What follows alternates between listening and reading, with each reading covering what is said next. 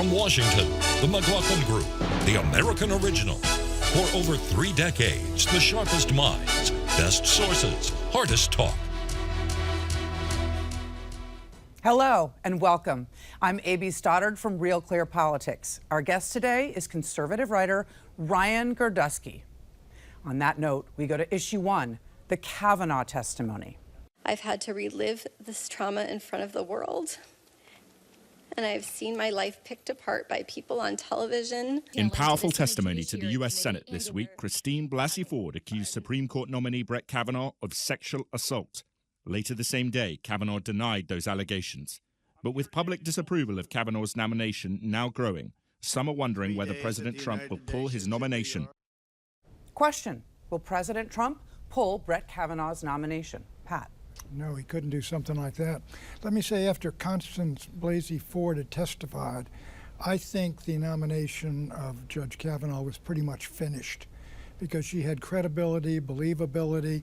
It wasn't the entire truth, but what she said seemed to be the truth. But when he came out with this blazing response full of anguish, passion, conviction, righteous rage, and indignation, I think he rallied the whole base of the Republican Party and his own constituency to the point where I don't think any Republican can vote against him unless this FBI report we're going to get this week comes up with something new. I think he's on his way to the U.S. Supreme Court, again, absent some finding by the FBI this week, which is detrimental.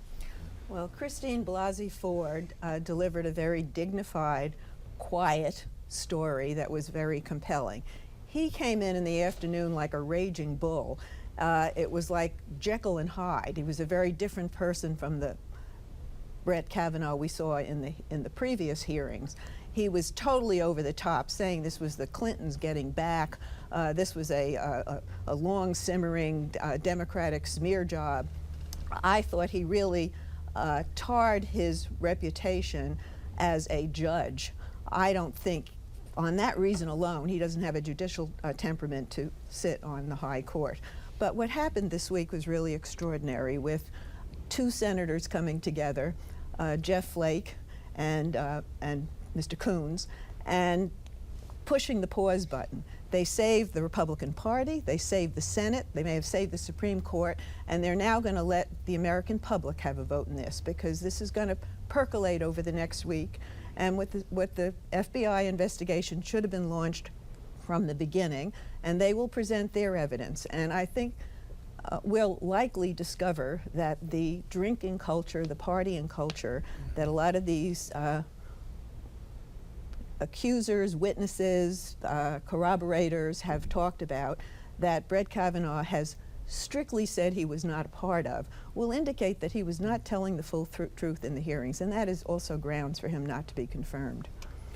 Clarence, do you think that this process of finally having the FBI investigation, getting the process the Democrats said was right and was in order, is going to heal the Senate, the state that we were in a few days ago? Do you think it's helpful to the institution, both the Supreme Court and the Congress? Well, there's a lot more hurting than the Kavanaugh confirmation process.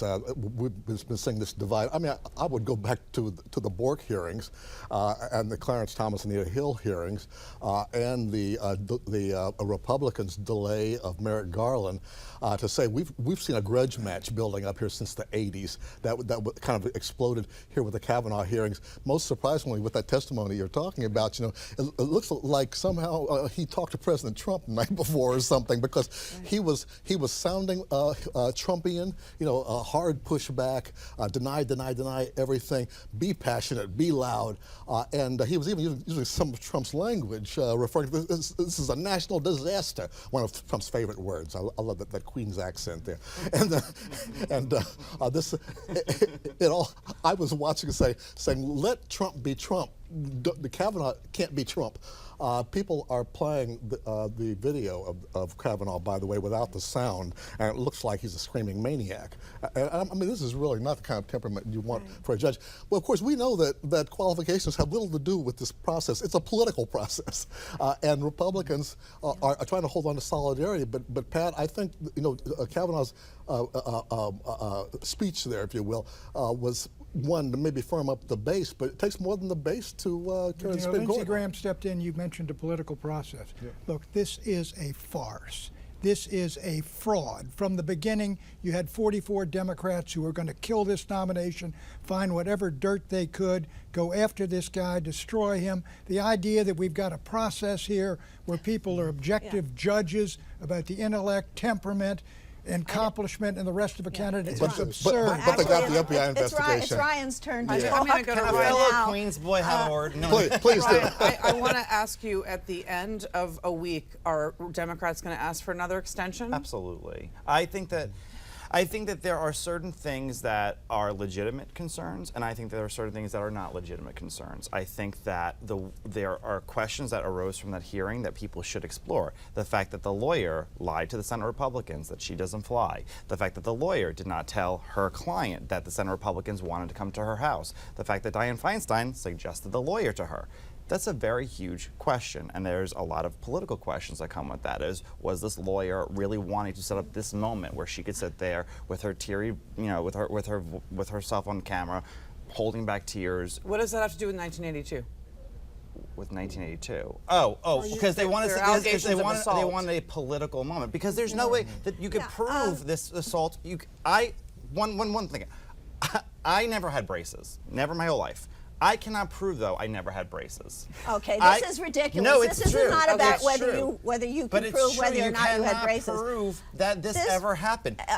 You don't have to. That's not what it's about. Yes, it is. No, it isn't. What You're is it never about? going to prove with absolute certainty this is not a court of law. This is, again, it's been said many times, it's a job interview. And his blatant denial that he was part of this drinking culture that is going to be proved otherwise and has already been proved otherwise really goes to his veracity. And his veracity was tested in a number of other areas. But I want to say Dr. Ford talked about her hesitancy in coming forward. She came forward while he was on the short list, not when he was named. She went to her member of Congress. The member of Congress then forwarded it to Dianne Feinstein. And Ford was insisting on confidentiality. Well, she's now talked to other people, and the story gets out, and they're following around California. This was not a smear job. This is excuse me, this is not a smear job. This is a woman who had a traumatic event, who is identifying 100%. Okay, Pat, I have a question for you. I have a question for you. Everyone said she was believable and authentic and credible on the Republican side, as you said, until Brett Kavanaugh testified he might have been finished. If Republicans believe her, what is it that they believe? Do they believe that she reported an assault to a therapist in 2012, and it's in the notes, and then a Democratic liberal cabal came and located her and said, please pretend it's Brett Kavanaugh? I believe this. Something happened to this woman, and there's no doubt about it. It was traumatic, and she believes it was Kavanaugh, and she would pass the polygraph test. But the point is, I think she told the truth, but she did not tell the whole truth. The idea that this woman was in a room where two guys almost raped her, came downstairs, left her friend in the house with these two rapists, took off and walked 7 miles home, and she won't answer her a single question about how she got there, how she got home, whose house it was, where it was. She doesn't know anything but the fact of what went on in the bedroom. That is not totally credible. She's asked for an FBI investigation. She's asked for other people to be interviewed and for their memories. But again, nobody remembers being there. Now she has it, though. The FBI investigation hasn't happened yet. Clarence, and then I'd like to hear from Ryan. I just want to complete my thought that this is not about that particular night. This is, again, about his lack of verisimilitude about the drinking culture that he was part of. It goes to Yale as well. And I think we're going to high school and college. We're going to learn a lot more over the coming week, and the American public is going to have a vote here. Clarence, is there anything that the FBI can turn up that is disqualifying Well, for one thing, memory is a funny thing, Pat, but specialists and prosecutors have pointed out that it's not that unusual that we're going back almost 30 years not to remember some innocuous party, but if a traumatic let me finish. If a traumatic event happens to you, though, that event 30 years ago, you're going to remember it. People whom that event did not happen to are not going to remember it. That happens all the time in Tell me if something like this happens to you in that room, and the next day the girlfriend says, gee, where did you go? What happened? And she said, well, I just decided to leave, or whatever. It's not a matter. It's not a matter. Again, most rape and attempted rape cases are not reported because for various personal reasons. Two things. The best friend not only doesn't remember the party, she says she's never hung out with Brett Kavanaugh. They did not have an association whatsoever. She's not saying that's irrelevant. That is not irrelevant. Excuse me. She issued a statement saying that the fact that she did not immediately remember this does not mean that she doesn't think never Christine spoke Ford to him. is. She said she never knew him. And secondly, but that's irrelevant. people who witness crimes oftentimes are the worst people to sit there and recount them because they can't remember things clearly. Tell me about Central Park 5. I'm willing to let the FBI investigation proceed.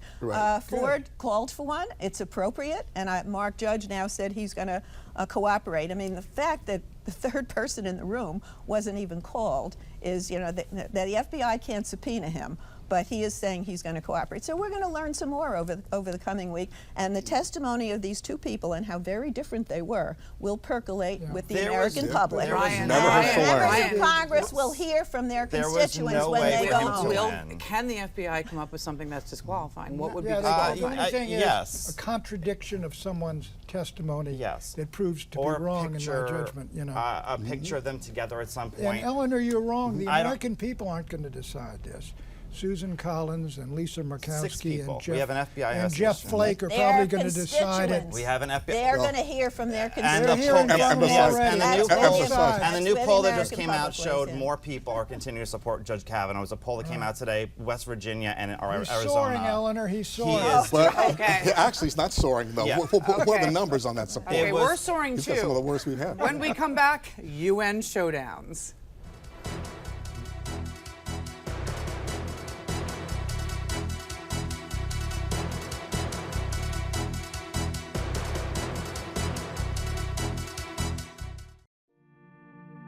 When I was a freshman in college, I lost my brother Brian to suicide. Brian had been a very successful college student himself who was president of an a cappella group, sports editor of a newspaper, 3.8 GPA at an Ivy League university. And what we learned is that he started experiencing some pretty severe mental health issues in his freshman year of college. He started experiencing depression and hearing voices, some psychosis, and yet he hid it.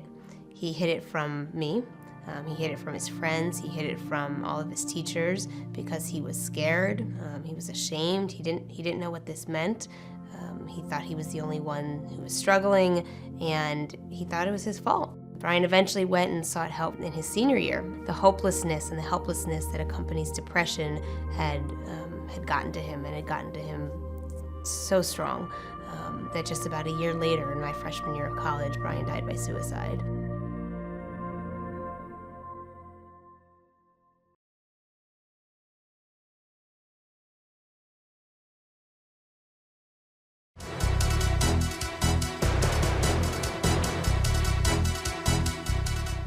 Issue 2, unhappy at the UN.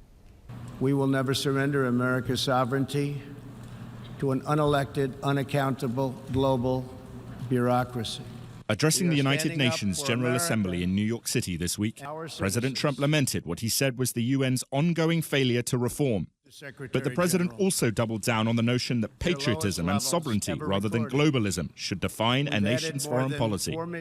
And on topics ranging from trade to terrorism, Trump once again had harsh words for nations that he says do not deal fairly with America in international affairs. Question: is President Trump right to preference patriotism and sovereignty above globalism? What will happen with Iran? Eleanor. I don't even know what that means. That's a bunch of big words that were written for him. And as he's talking about nobody should question our sovereignty and how he would accord the same respect to other nations, he then dumps all over China and Venezuela, and I think even Russia. Not much. Right, not much, No. right. And I thought the way that he is ganging up on Iran, it's a gang of two with Netanyahu, and the general reception he got in that hall. Now, it's generally not a friendly audience for American presidents, but they outright laughed when he said he had accomplished more than any other American president. Well, I don't think he said since Lincoln and George Washington, which he has said in other settings. Let me explain what he means. And he's exactly right. The trend worldwide now is not toward George W. Bush, H.W. Bush I, New World Order. It's not toward global democracy. It's not toward transnationalism anymore. It's not toward institutions like the WTO.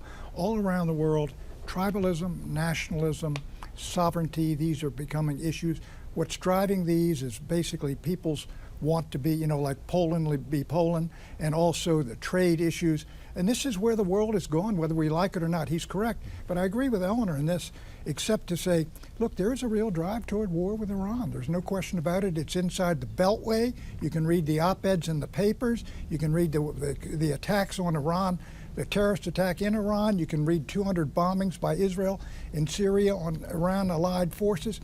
This is where we're headed. And except for North Korea, Trump's policy on Russia, China, Syria, and areas like that are like Obama's, only they're harder line. Well, very much like Obama's, in fact, when they've worked.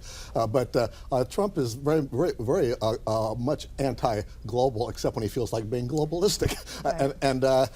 What was striking in his speech, for example, was he did criticize China sharply for trying to interfere with our elections. Not a word about Russia interference, which is documented. And it was very obviously tilted toward trying to antagonize China, if you will, compared to giving Russia an easy pass. And there's not a lot of consistency to it. Pat, we've talked about this a lot, the rise of ethno-nationalism, if you will. A lot of it's in response to immigration pressures in countries like Hungary and and economic pressures others too. and all. Yeah, and it's like, but there's not a forward-thinking look to it in the fact that the reality of our supply chains, et cetera, is global. The world is global, and those economics aren't changing. But politics and economics aren't the same thing. And one affects the other, doesn't it? Sometimes, but not always. Politics sometimes change. There are really prosperous areas and really depressed areas that don't always vote for their most economic. But they all try to sell globally. Yeah, that's true. Yeah. But as for Russia, Sergei Lavrov, the Minister of Foreign Affairs for the Russian Federation, implicated the U.S. as a liability in the Middle East, reaffirmed Russia's compliance with the Iran deal, accused us of violating UN resolutions. As we confront the Iranians in Syria, what happens with our relationship with Russia there? Do you expect us to confront the Russians as well? Ryan first. Well, I think that Trump really did in his heart wanted to work with Putin more. He wanted to have he wanted the Cold War really to be over, and the DC and the entrenched powers would not let him. I really do believe that there was any time Trump moved towards Putin, you had the Washington Post on the left saying, "Look at this person who wanted to hack our elections." How about his own staffers? And yes, and then he also put people on. McMaster's was there. Let me Bolton. say, look, there's no question. I think Putin's about giving up, and Lavrov about giving up on the United States. They've had war exercises with the Chinese. I think you got a new bloc forming: Russia, China, Iran together, and Syria. And the United States, I don't agree with what we're doing. I don't agree with the policy on. I think Trump came off with the correct policy. You got to maintain the split between Russia and China, and we're doing the opposite. Yeah, but I think the most you could say about that speech before the UN is how he has denigrated the value of an American president's speech in that forum. Oh my God. He delivered it like he'd read it for the first time. I mean, this is not a new doctrine that's being unveiled. This is basically, he wings it for whatever feels good at the moment. And then the 80-minute press conference afterwards, where he claims victory with North Korea. North Korea has figured out flatter him to get what they want. And he says if Obama or any of those Democrats were elected, we'd be at war, and the millions of people would be dead. And Obama, he has all these judges to appoint because Obama didn't have the energy to appoint judges. Okay, but Eleanor, that was all Republican obstruction. Yes, only Republicans obstruction. He lies all the Eleanor, time. but no, that speech was so fantastic because at this point, the only people who are sitting there and espousing things like just spreading democracy abroad or international free trade agreements, they're the Flat Earth Society of today. They're the ones who are going to be left behind by the way the politics is just changing in Europe and Asia and America. What happens to his relationship with President Xi and the Chinese as he tries to deflect against the Russians and blame them for interfering in this upcoming election? He compliments President Xi in the beginning for all the work with North Korea. He both complimented and attacked different world leaders at the same time. He thanked several world leaders of South Korea. He thanked for the trade agreement, and then he attacked him for the trade agreement, thanked him for work with North Korea. He did not give anyone full credence, say you're great or anyone. He says President Xi likes him because he has a big brain. He said, he said thank you for working with North Korea. This man says? I know you don't, but he is the president of the United States, and they That's do the problem. How's this working out? Exactly. How's it working out? I'm very apprehensive. I do believe we could be in November on the road to a real collision with Iran that could lead to military action. I don't think that's in the national interest. It's not in Trump's interest. I think not in Iran's interest either. Too many fights with too many people. Pat, who's pushing this? Is it Mike Pompeo, the Secretary of State? Well, we know Bolton. Bolton and Pompeo both. They've been looking at some kind of action against Iran, and Pompeo issued an ultimatum, 12 demands on Iran that they got to meet before we lift sanctions. Sanctions are going to toughen in November. I do think the Europeans aren't going to be with us if we move against Iran. We're going to have Israel as an ally, and that'll be it. The undermining of our traditional allies is a huge negative in the way this president conducts foreign policy. Eleanor, how about his comments on Justin Trudeau, the Prime Minister of Canada? Do you believe we're going to get to a deal that includes the Canadians? I would like to think so, but right now he's dissing Trudeau. He refused to meet with him, and he's claiming he's going to slap a 25% tariff on American cars coming in from Canada, which is going to hurt a lot of Americans as well. Let's see if he follows through. I think it's a real boomerang on his policies. He's been dreadfully inconsistent about Canada, but one thing seems to be apparent. He doesn't like Trudeau for some reason. It seems to be a personal thing or something. Well, and it's very damaging because they're our number one trading partner, let alone neighbor. Take a look at the numbers, Clarence. Canada, I think they export 73% of their GDP. And I think 45 or 50% goes to the U.S. They are utterly dependent on us. It tells you what happens to a country when you allow it to get yourself dependent. They're more than a neighbor. Dairy tariff on Canada. First person to thank him was Chuck Schumer, and he said this is absolutely true. They're screwing our dairy farmers. Oh, well, then that makes it all okay. Well, Schumer's right when he agrees with you, Eleanor. Ryan, where is the trade war going? You know that focus groups of Trump supporters and voters and farmers and all his constituents and in the ag community, everyone believed there was a secret plan. What is the plan?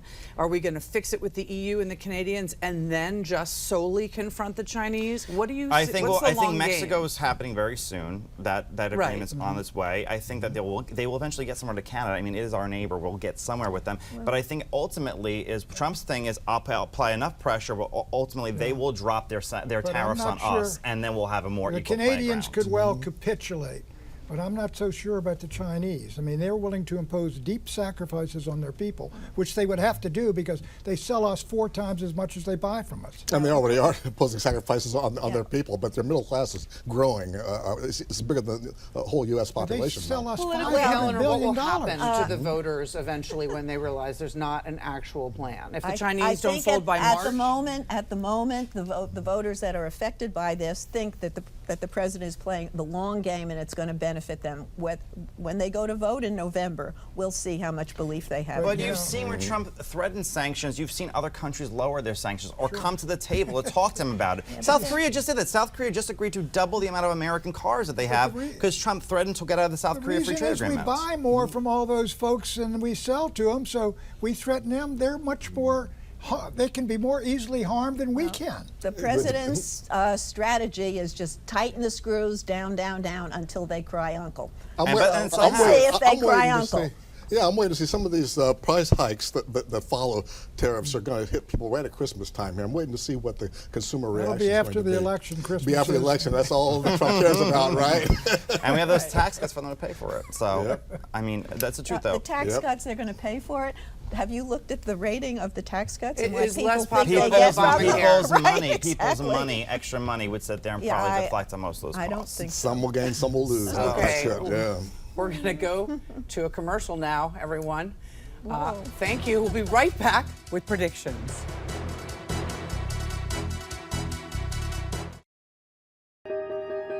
For more than a century, the Greater Washington Board of Trade has focused on growing our regional economy. We work every day to foster collaboration, build pipelines for skilled workers, embrace innovation, and attract investment. We must think, plan, and act as a region to better leverage our shared assets so we can continue shaping and advancing a vibrant regional economy for the next 100 years.